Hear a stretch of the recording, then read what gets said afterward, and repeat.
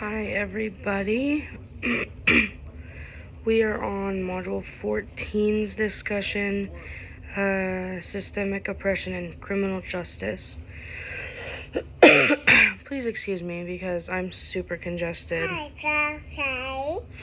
Here, go sit down. Okay. So sorry. Anyways,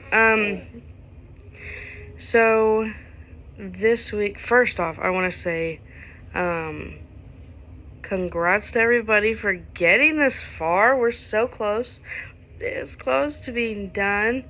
But let's jump into this week's prompt. So, how did her framing of mass incarceration as a rebirth of a caste-like system affect your understanding of the criminal legal system and its relationship to race? So, watching the lecture, obviously there's a lot that I didn't know, because I'm a white female. We're not really educated naturally on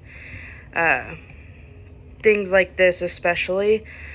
So, I feel like it's really important that we talk about these things and that we address them, even if it does not directly affect us. And that's what Michelle is doing in her advocacy and speaking out about these issues and talking about these issues and making them known, and also fighting for them, like physically going out and advocating for individuals, and being a lawyer and things like that. So, but as far as my understanding of the criminal legal system and its relationship to race, I feel like we all have a pretty vague idea of oppression and the fact that African American individuals are much more prone. Mom. I'm trying to record a video for school, okay?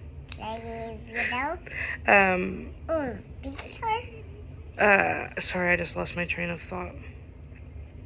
They're more prone to having issues with the criminal justice system than white people are in general. And I feel like my personal understanding, even though it's not at an expert level, I don't understand everything and I don't know everything, but even when I went to school in Goodland and did their crime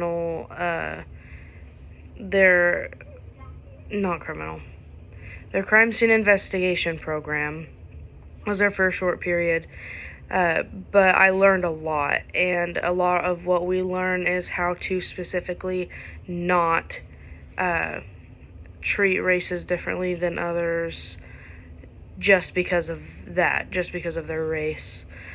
I feel like this did give me kind of an eye-opening experience, just hearing exactly, the blunt reality of things and how cops will plant things on individuals to put them in prison or jail. They will go out of their way to make sure that this big statistic that's practically made up, that African American individuals cause more crime than white people, I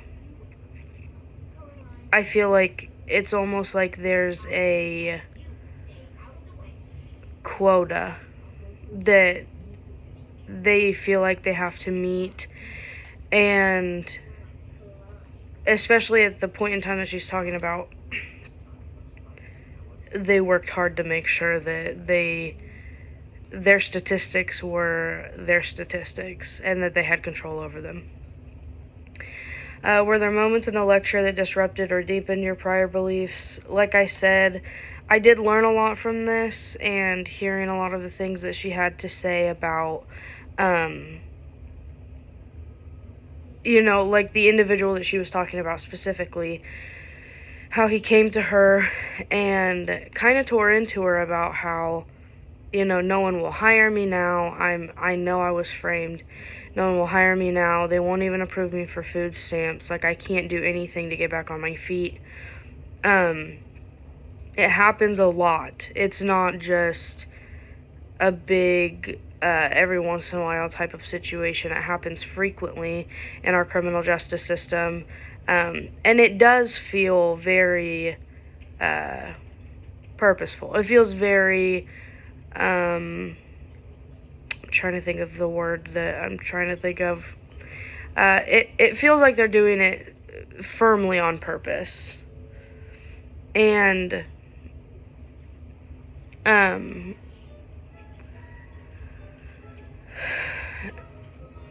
how her ideas connect to what I've learned so far about systemic oppression, and reflect on responsibilities, if any, you think social workers have in responding to the issues she raises. So as far as the ideas connecting to what I've learned so far, all of it's very intertwined. I feel like it's really important. I'm definitely going to go over time. I apologize. It's definitely important that, we not only take accountability, but we also spread the word and spread advocacy about these issues.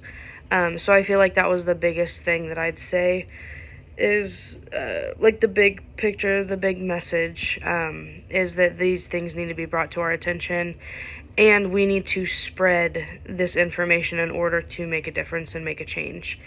And as far as responsibilities of social workers, our responsibility is we have a lot of responsibility. Social workers have a lot of responsibility, whether it's providing mental health care for these individuals that are suffering through these things and dealing with these things, specifically in the criminal justice system. And also, I feel like social workers in hospital settings have to deal with this. We definitely have a broad spectrum of ways we could be helping. And not only things like that, but specifically advocating for these individuals and making sure that they're getting what they need as far as the help and the support. So that is my response. Again, I'm so sorry for going so far over time. But yeah, thanks.